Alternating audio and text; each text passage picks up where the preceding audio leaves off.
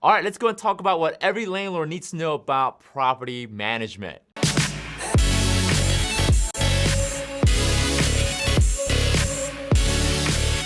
Hey, what's going on, everyone? This is Sam Kwak, one of the Kwak brothers, real estate investor, and in this video, we're gonna go and talk about what every landlords need to know about property management. Now, before we do, be sure to hit the subscribe button as well as the bell icon so that you guys get notified for our future videos. Now, my brother and I, we were very blessed and fortunate to have 70 rental units today. At one point, we have 82, and we sold a couple units along the way for profitability reasons.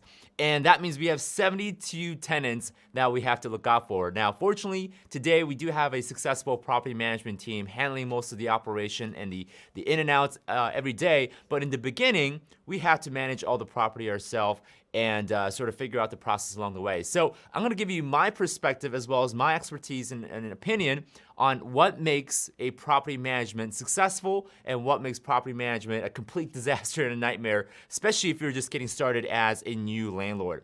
So the first thing you have to decide is, do you want to hire property management or do you want to do the property management yourself? And what I found out to be true is that there are certain personalities as well as traits that make property management really successful. And a couple of those traits are you're detail-oriented, you're process-oriented, and you are relationship-oriented. So you can't just be detailed and process-oriented and completely neglect the human side of things.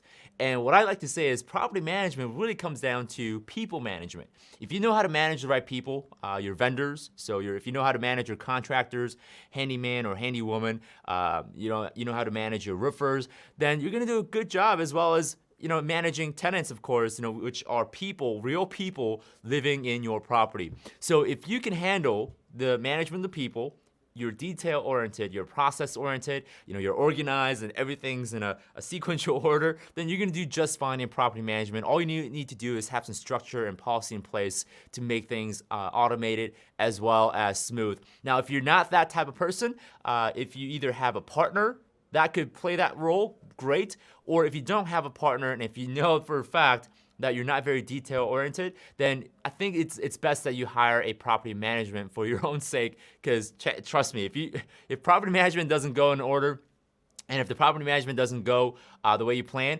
you're gonna pull your hair out. So you're better off hiring a property management company if you're not that type of person where you're not detail-oriented, you're not process-oriented, and you don't like dealing with people, then property management is not for you.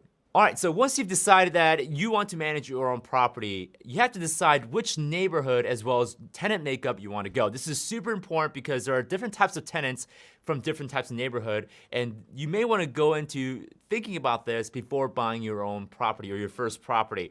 So before buying your first property, understand that there are different types of class of neighborhoods as well as different types of tenants. If you go into the luxury, class A, some of the more higher quality rental property, you may have to pay more for the property, but at the same time, there's gonna be different sets of problems and challenges when it comes to dealing with those types of tenant.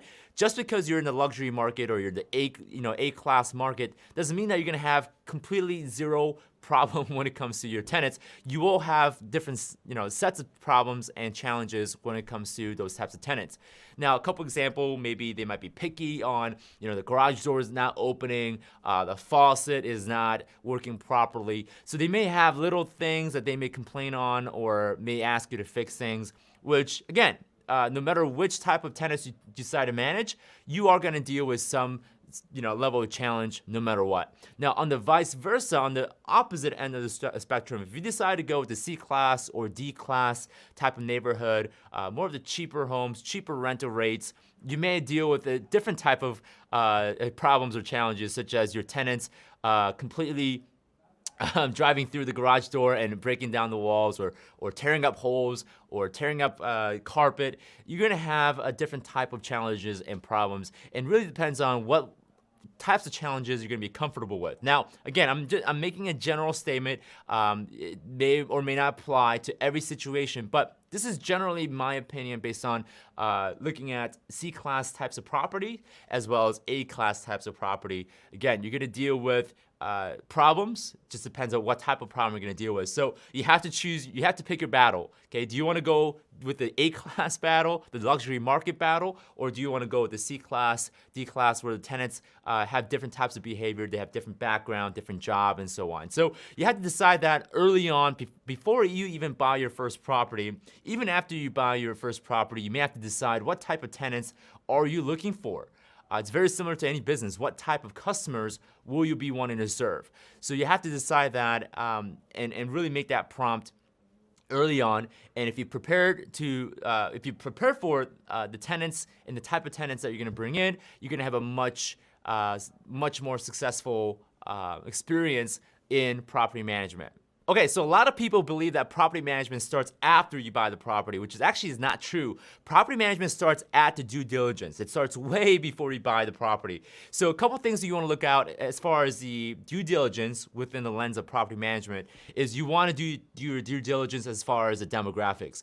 Who are the employers in the area that you are looking to buy the property? So case example is I have a property down in the southern suburbs of Chicago, and the major employer over there is Amazon Fulfillment Center. In fact, there's about 500 or 600 cars at a time that I see in their parking lot. If Amazon would have packed up their bags and left, then I would have less of tenant base that I can get my tenants from. So it's really important that you do your due diligence as to understanding who are the employers in the area, what are the market rent. That's huge. You need to determine what the market is charging rent in that area.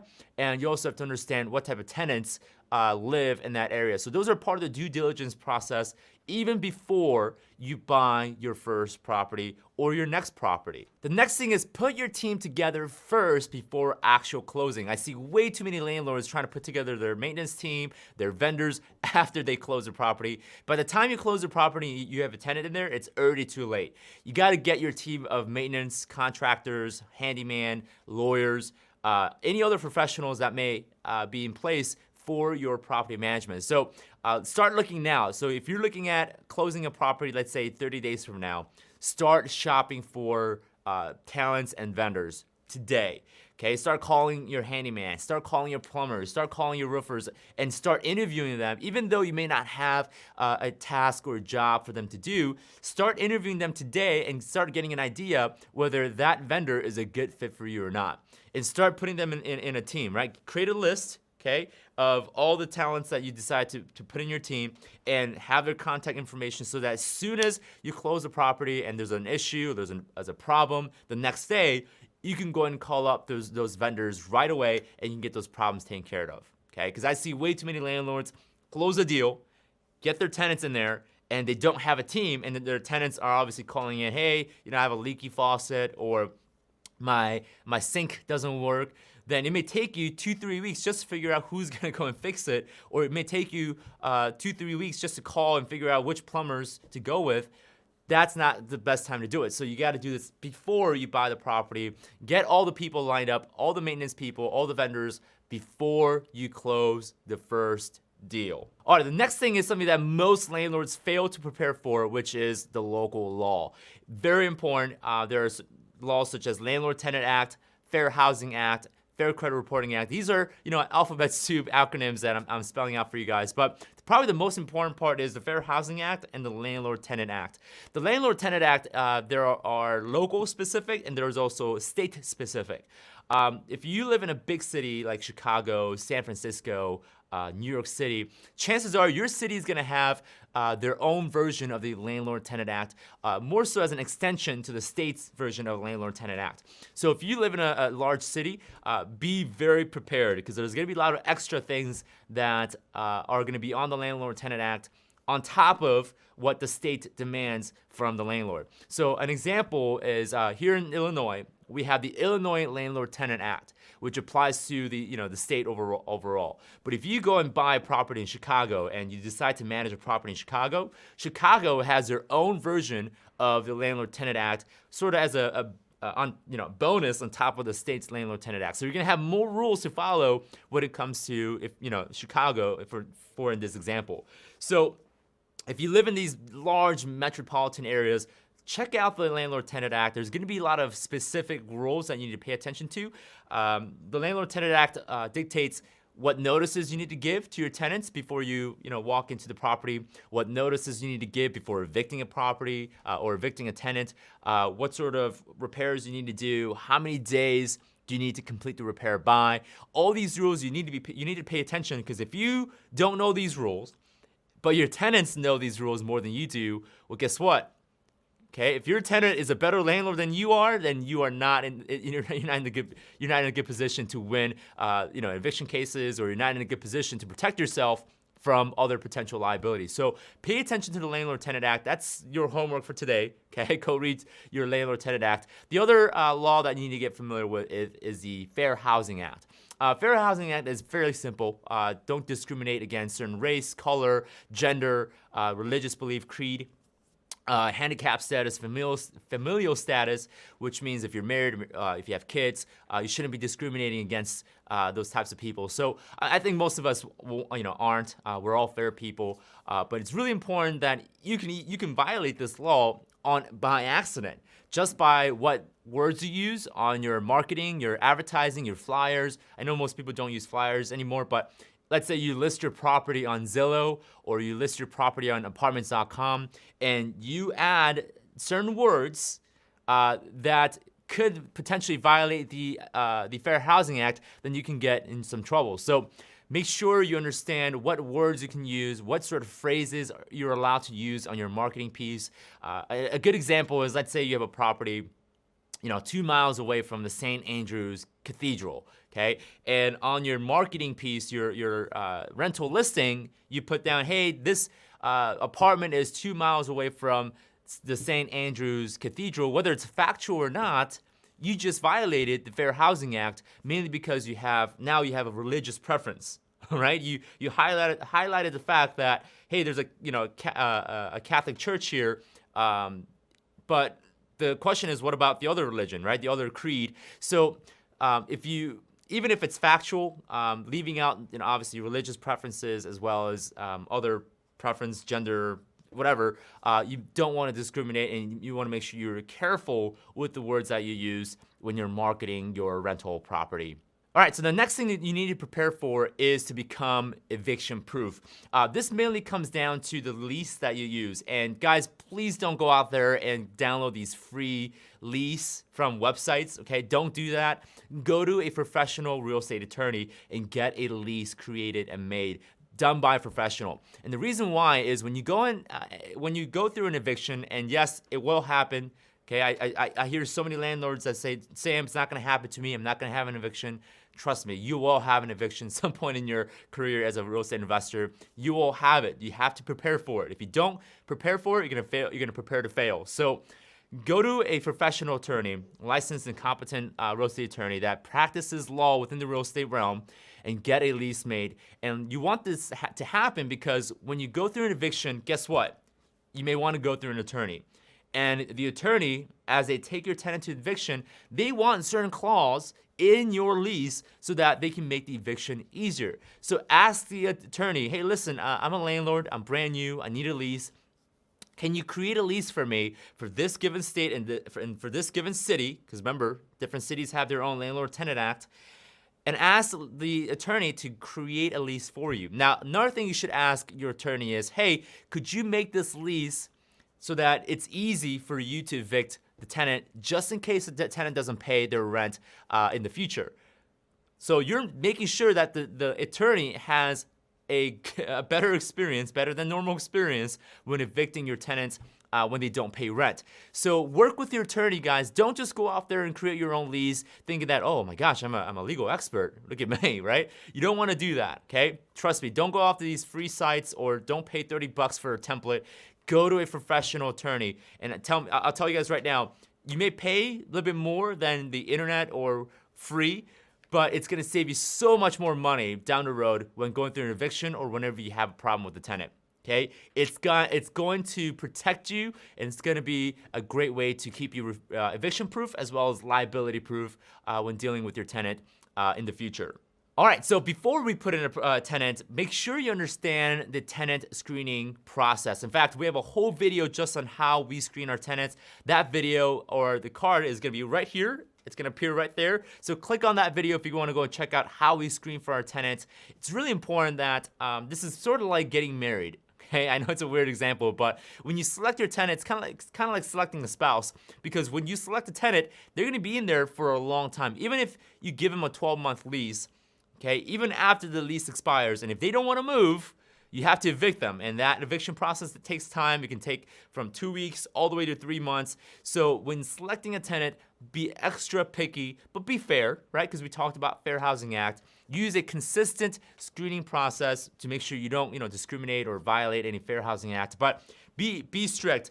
Check their credit.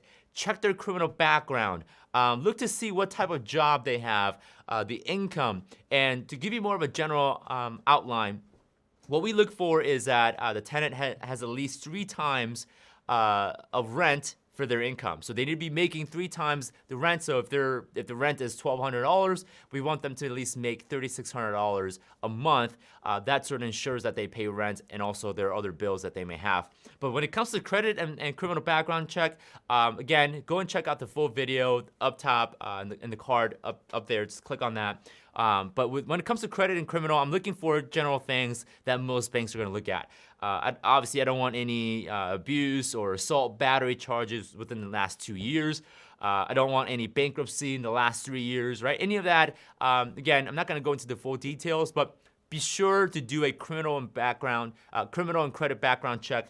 Make sure you guys do this. Don't go just off to do a gut feeling or pick them by their looks, okay? Not gonna work.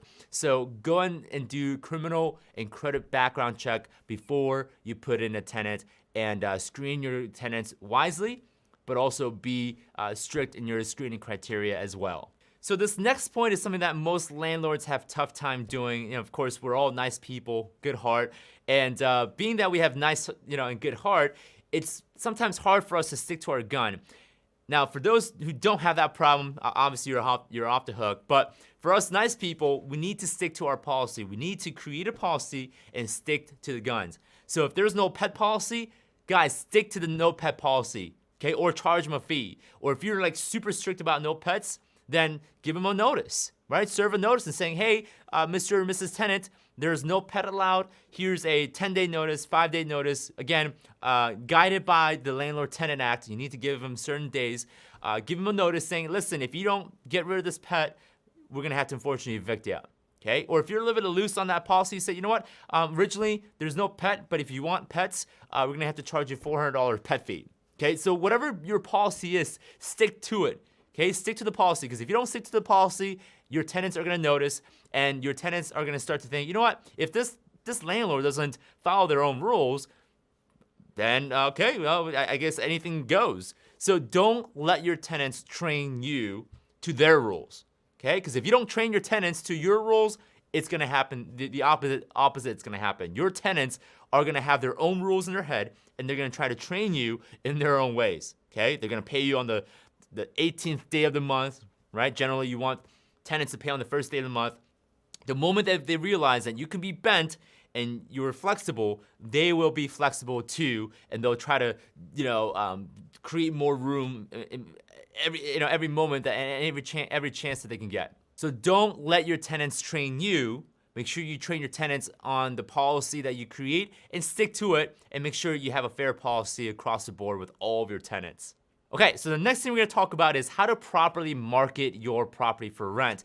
This is super huge. I know this may sound like no big deal, but this is a big deal when it comes to influencing the type of tenants you're gonna get. What I've noticed is that if you create a solid listing, you advertise your property properly, you'll also tend to get better tenants overall. So one of the first few tips I wanna give you guys in this section is use good pictures, okay? Good lighting. Okay, no garbage in the picture. Okay, don't have rubbish around the floor. Make sure you clean the unit, make it look nice. Have good lighting, preferably natural lighting, such as sun lighting, and take good pictures. Okay, what I've noticed is that if you take terrible pictures with garbage, bad lighting, it looks dark, you're gonna attract some tenants that think, oh, this landlord must not care. this landlord must not be a professional, therefore I can walk all over the landlord. I'm gonna apply for this unit. Okay, but if you have a solid picture, it looks nice, looks clean, you're gonna get good tenants that say, you know what, I'm looking for good quality housing. This, rental property seems to have good quality. I'm gonna apply for that unit. I'm gonna apply for that property. See the difference? So use good pictures, use good lighting. My rule of thumb is take anywhere between 25 to 30 pictures, specifically the kitchen, the bathroom, the bedrooms, these key areas that you want to take pictures of. And if you're terrible at taking pictures, okay, have someone else do it for you, or your partner, or you may even go as far as hiring a professional photographer in taking pictures of your unit. Whichever direction you go with, make sure it's appropriate to your market, as well as make sure that it looks professional, looks nice, and looks clean.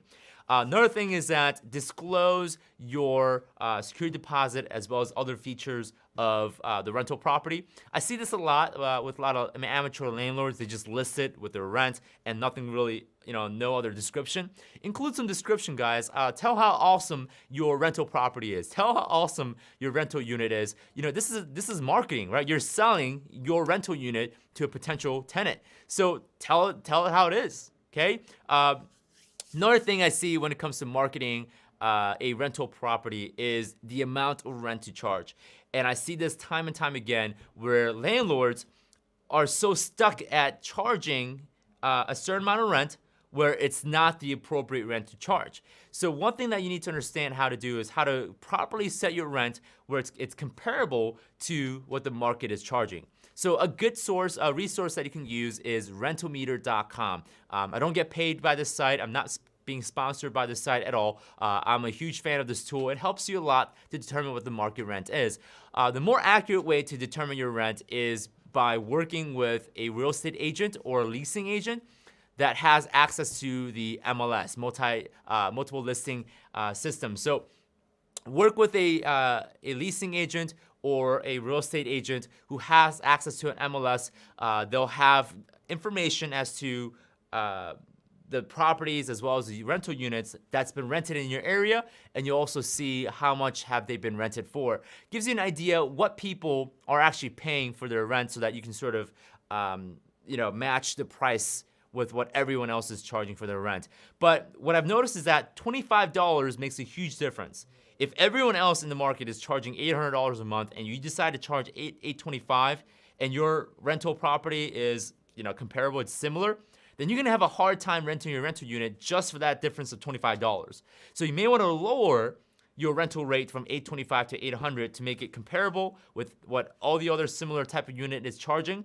That's probably the best way to go. So another thing that I see with landlords is that they get finicky and they get stuck with their price. And what I mean by that is I see landlords that have their rental unit stay vacant for 3 to 4 months, all because their rental rate is just $25 more than everybody else. So what you want to do is after you determine what the comparable rent is in your market, stick to that comparable market. Okay, I see way too many landlords that say, you know what, they're charging $800, I'm gonna go and charge $825. I'm gonna see if I can get extra $25 more out of this rental unit. Guys, it makes a huge difference, okay? Don't let your property go vacant for 3 to 4 months for the sake of $25, okay? You're sacrificing a lot of money just for, this tiny amount of $25. So what I tend to do is when I first list my rental unit, I start high, and every week that's not rented, I lower the price by $25, all the way to the point where I'm getting good amount of activity, emails and phone calls about the rental unit. So obviously you don't want to keep on going, $25 every week. You're gonna stop at a certain point where, okay, this is the point where I'm getting a lot of calls, I'm getting a lot of emails. This is a comfortable price for the market. So be sure you market your property properly, because if you don't, you're gonna attract bad tenants, and bad tenants may mean more cost in the future, liability, eviction, and emotional nightmare. We don't want any of that. So the last point I wanna talk about is automating your property management. After all, we got into this business because we want to have more time freedom, more financial freedom, and spend more time with our family, take control over our lives, really just to have more freedom in our lives. We don't want to spend all of our time managing our property. So what you want to have is you want to have certain procedures and policies. When something happens, boom, you have instant procedure and policy they're gonna follow through. You don't have to think twice about it. Just follow through what the policy says. A part of automating your property may involve hiring a secretary or hiring an assistant, or hiring out a bookkeeper. Whatever the process may look like, you may have to start hiring people. Now, another way to automate your property is using a software. And a lot of times there are free softwares out there that's gonna help you automate a portion of your property management. Just to give you a little shameless plug, my brother and I are working on building a free property management software that's fully automated. It's gonna send out automatic emails. It's gonna send out automatic text. It's gonna have a lot of automated features so that we can live our life as financially free property managers and landlords. So that's something that we're building. It's called Puma, Property User Management Automation. We're set to launch sometime at the end of this year. So if you guys wanna join our waiting list on that property management software, I'm gonna go and leave the link down below in the link description section where you can go and sign up to be part of the waiting list and get more information on how our free property management software is gonna work. So I hope that this video helped you a lot as far as becoming a successful landlord and managing your own property. I mean, if you made it this far, congratulations. I applaud for your hard work and audacity in becoming a landlord. And I hope that this really helped you guys understand the property management process overall. Now, be sure to subscribe to our YouTube channel as well as hit the bell icon to get notified in our future videos on property management, real estate investing, and entrepreneurship in general. The next video that you guys should watch is how to properly screen your tenants in case you haven't clicked that button already. That video is gonna be right here. Go and click that video and watch as to how we screen for our tenants, how to avoid bad tenants, and how to avoid the nightmare by choosing the bad tenant. So I'll see you guys in that next video.